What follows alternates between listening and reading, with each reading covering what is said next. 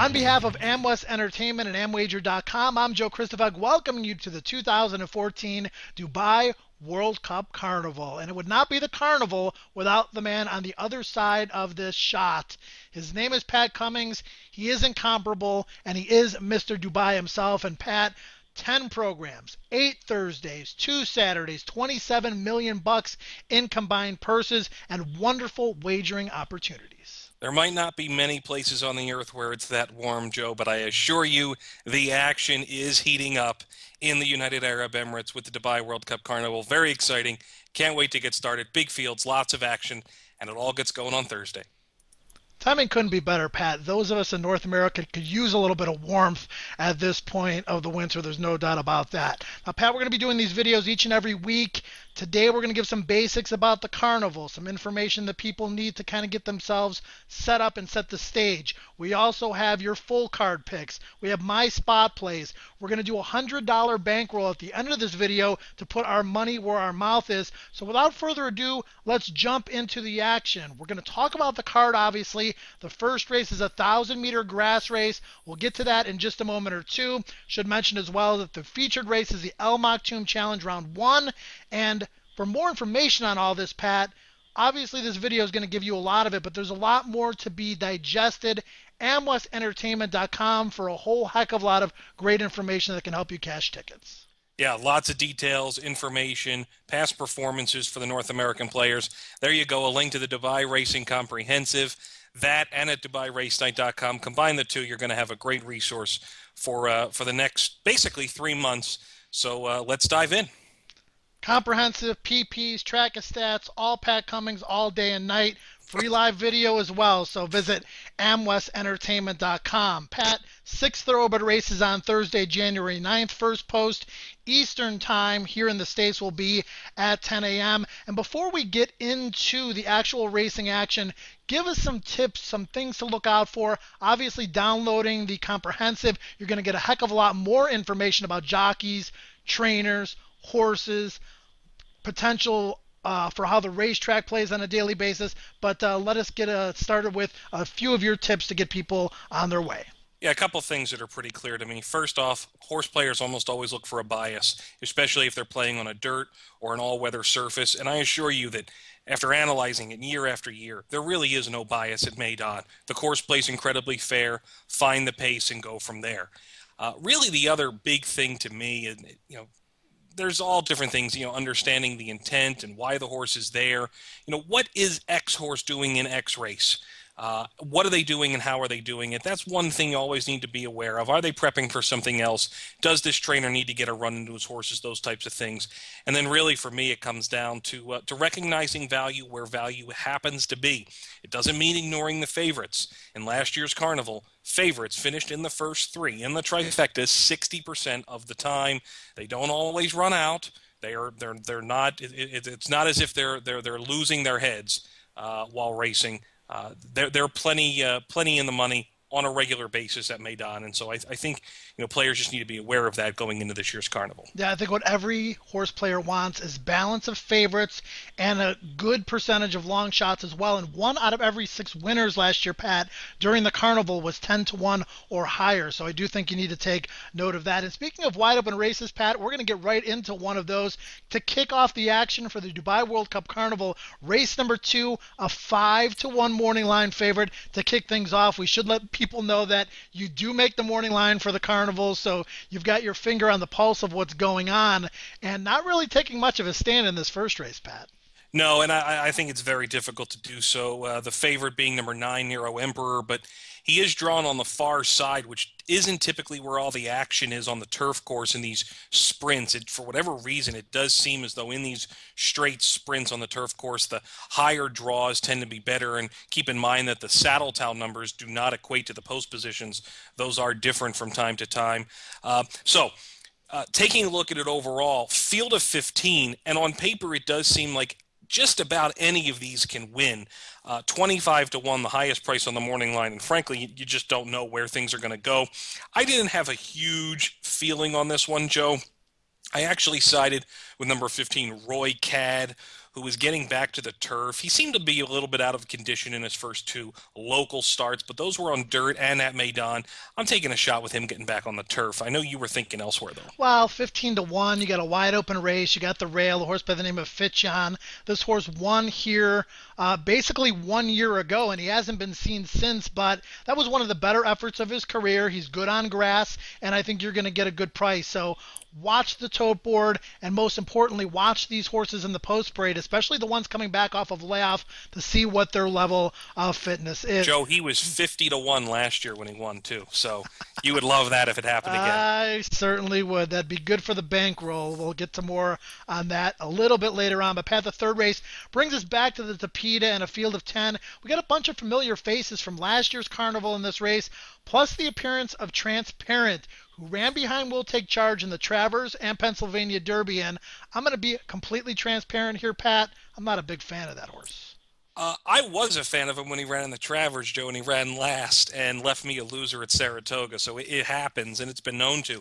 But look, the way that the market tends to play these races, they tend to make these types of horses favorite. And I really had to do the same when making him the morning line favorite, and did so at 2 to 1. That form is going to be very, very familiar to the North American players who approach the carnival, and they draw the money. But I really am with you. I have to look elsewhere. This will be his first start against legitimate older company. There are a lot of different ways to go. There certainly will be plenty of attention paid to number 3, El Estrendoso. Let's go back and take a look at his last race. He had 2 races in the Emirates last year, both of them at the Carnival. And this one that we're showing you was him in the Maidan Classic trial, where he really runs well. This was his second start off of a very long layoff. He had come in from, I believe he had come in from South Africa. Christophe Soumillon, Mike DeCock. Look, they don't do a whole lot first up, but this is a horse who had trouble. And as we outlined in the Dubai Racing Comprehensive, Joe, at the beginning of the season, this is a horse that trainer Mike DeCock thinks is very progressive. And he underwent what is better known as the biggest equipment change in racing. He has been gelded. He was a ridgeling, and Mike DeCock thought that ended up causing some issues with him and his consistency last year. So they have gelded him. He comes back, truly a fresh horse. I think he might need this race, though, and he's stretching out on the Tapeta, where he really didn't run all that great, but I think it was somewhat excusable last year. So I'm not a huge fan of El Estrendoso. I actually sided with number 5, Ottoman Empire, a horse I picked last year and did end up winning. He's 10 to 1 on the morning line. Here's the thing. I think Richard Mullen's going to go and be forward with him in a race that doesn't have a whole lot of pace other than maybe number 4, Izaj, maybe number 9, Busker. I went with Ottoman Empire, probably a bit of a price to get us going on the Tapeta. Well, I read this comprehensive, Pat, from front to back. You've got some great information about Mike DeCock, his horses, and some quotes from him. And the horse you mentioned, El Estrendoso, is one that he appears to really like. But like you mentioned, a lot of these horses need a race. I was very impressed by that turn of foot that he showed last year. So it'll be interesting to see if he can run back to that form or even improve on it as the carnival goes on. Pat, the 4th race is a full field of 14 going 1,400 meters, which is about 7 furlongs on the Tapeta. And on paper, it seems like there are many in here with a chance.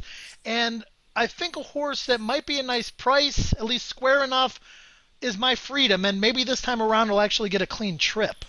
Yeah, look, we're dealing with another big field here. It's going to be 14, Joe. There are 4 reserves. But number 8, My Freedom, in his last race at Maidan here last year, on paper it doesn't look like it was a good performance. He finished 10th. But let's go back to it, and let's go into the stretch. Now, first off, he was the last horse out of the gate. He had a troubled trip from gate 14. He actually got to the inside, angled out, and in the stretch, he gets shut off really quite substantially here. He was not going to win that race, Joe, but I argue that he wasn't going to win it because of a very poor break. He normally races with greater prominence, but this to me showed he at least had some effort in the stretch and then had to completely shut it off. The jockey that was found as the offending party there was suspended 3 meetings, and that is substantial in the UAE, I mean, considering the duration of the season.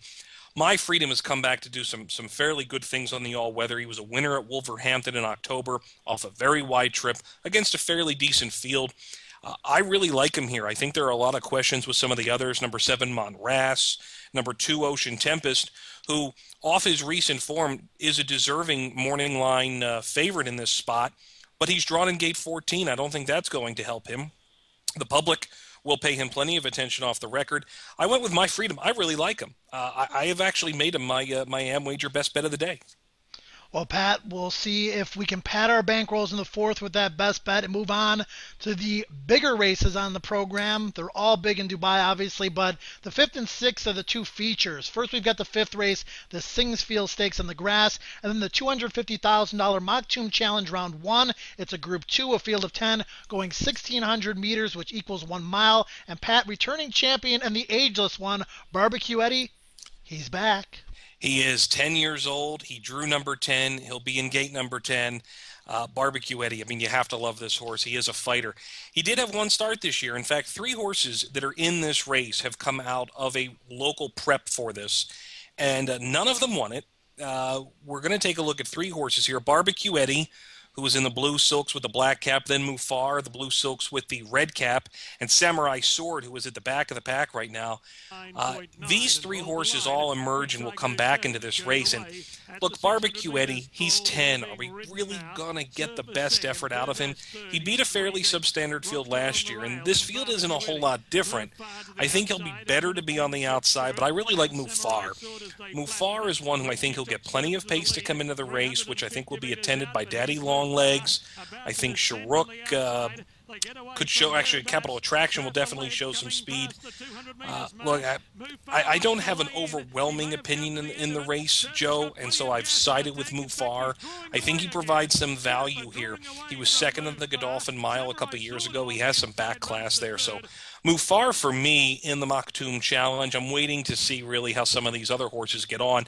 And Brendan Bracken is one of those who I think is really a bit of a wild card, and so is Godolphin's morning line favorite, number 5 Steeler. Yeah, I mean, I thought Surfer was impressive in that video that we just showed. I thought Mufar hung a little bit.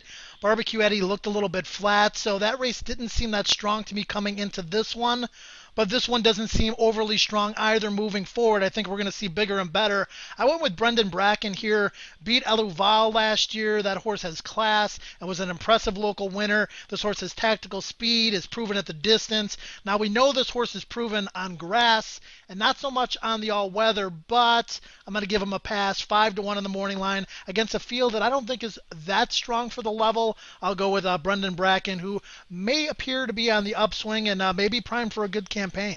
I'm not denying that, Joe. And one other mention, you have to mention something about Steeler. This will be his first time on an all-weather surface. He's by Ravens Pass, and the progeny from Ravens Pass have done very well on the all-weather, especially at Maidan. So that goes in his favor. But he is coming off a very long layoff and will face not just 3, but now older horses for the first time. He hasn't raced since he was 2. Well, race 6, Pat's value play of the day, Mufar, number 7, 6-1 on the morning line, and that's going to transition us into our overall selections of the card. And Pat kind of poked me into doing selections this year, which I haven't done in the past, but I'm very excited about it. Going to watch these races week in and week out, and I think my form will improve much like the Mike Ducat contingent as we move forward here, Pat. But here are my spot plays. We mentioned Fitchion at 15-1.